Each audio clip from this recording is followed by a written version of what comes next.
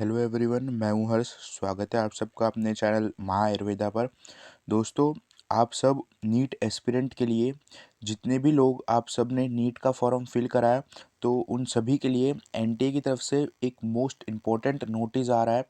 ये नोटिस कल शाम को ही आया है। 6 मार्च 2025 शाम को ही नोटिस आया। तो इस नोटिस में करेक्शन के बारे में सारी चीज़ें बताई हैं कि आपके कौन कौन से डॉक्यूमेंट्स हैं जो करेक्ट हो सकते हैं, आपका कौन सी चीज़ें करेक्ट हो सकती है, और अगर वो चीज़ करेक्ट नहीं भी हो रही तो उसे ठीक कैसे करें, ये इस वीडियो में मैं आपको कंप्लीटली बता दूंगा। क्योंकि एनटीए ने सभी चीज़ बता दी है क्लियर कि आप क्या क्या चीज़ें उसमें करेक्ट कर सकते हो, और अगर नहीं भी करेक्ट हो रही तो वो उसका आपको क्या होगा, आपका फॉर्म सबमिट हो जाएगा या फिर रिजेक्ट हो जाएगा। तो ये सारी चीज़ें आपकी एनटीए ने पहले ही क्लियर कर दी है। तो देखो, ये आपको पता ही है आपका एग्ज़ाम कब है।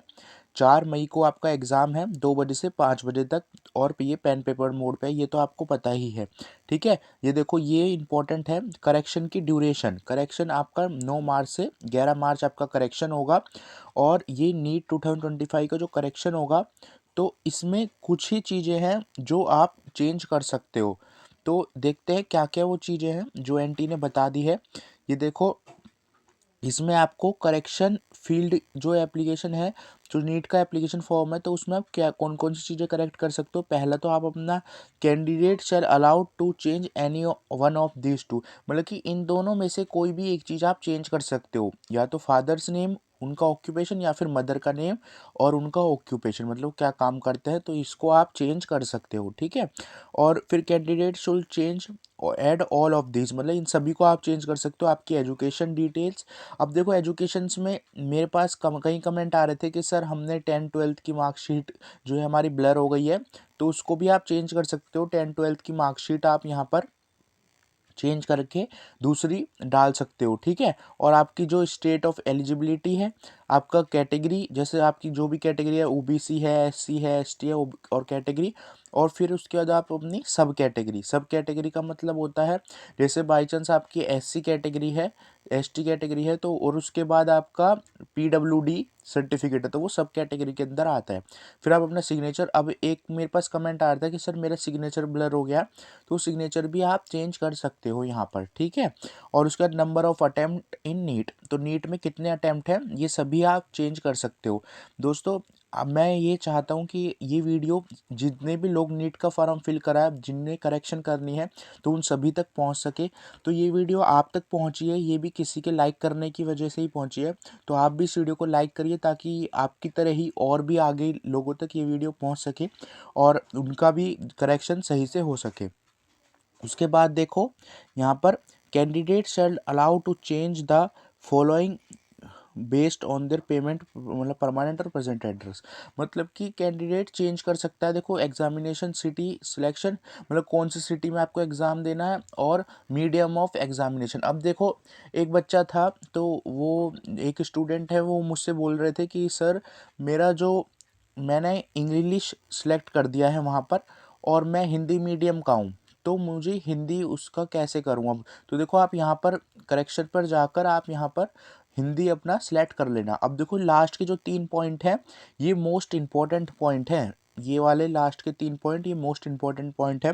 इन पॉइंट को आपको जानना बहुत ही ज़्यादा ज़रूरी है। देखो, इसमें क्या लिखा हुआ है, if there is any impact on the fees, the additional fees will be charge as applicable.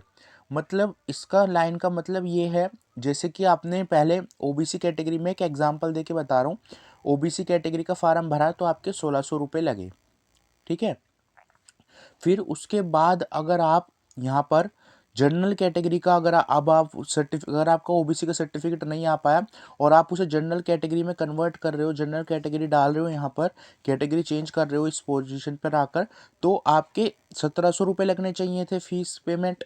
तो आपको वो जो एक्स्ट्रा फीस है जितनी भी, वो एक्स्ट्रा फीस यहाँ पर पे करनी पड़ेगी, तभी आपकी करेक्शन कंप्लीट मानी जाएगी। ठीक है, समझ में आ गया ना आप सभी को। जो आपकी एक्स्ट्रा फीस है उसको पे करना पड़ेगा जितना भी हो। देखो, यहाँ पर correction in the field is applicable only after payment of additional fees if any, अगर कोई एडिशनल फीस है तो आपको वो पे करनी पड़ेगी, तभी आपकी करेक्शन होगी।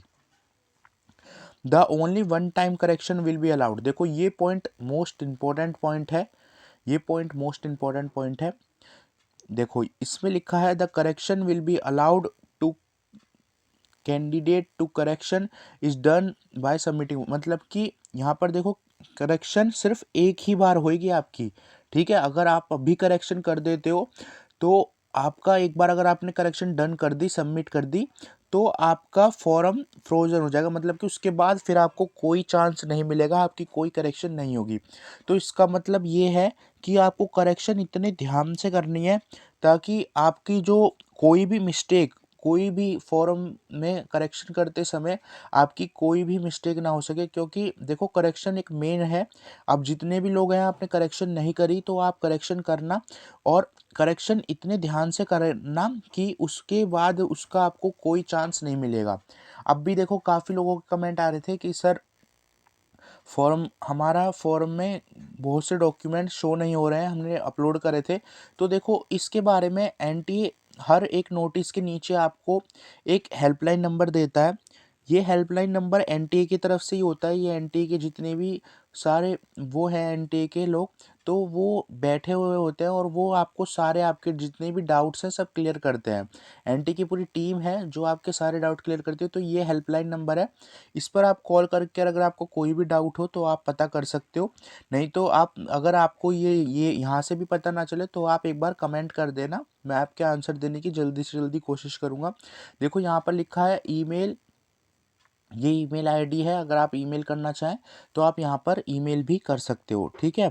अब देखो वन टाइम फैसिलिटी एक्सटेंड, ठीक है। ये देखो ये लिखा हुआ है कैंडिडेट के लिए कि आपकी जो करेक्शन विंडो है शैल बी, ये है टिल 11 मार्च 11:50 तक ही आपकी ये करेक्शन हो सकती है, ठीक है। बस इसको ध्यान से याद रखना कि 9 मार्च से 11 मार्च तक ही आपकी करेक्शन हो सकती है, क्योंकि इसी में ही लोग बाग बहुत से आप लोग भूल जाते हो, ठीक है दोस्तों।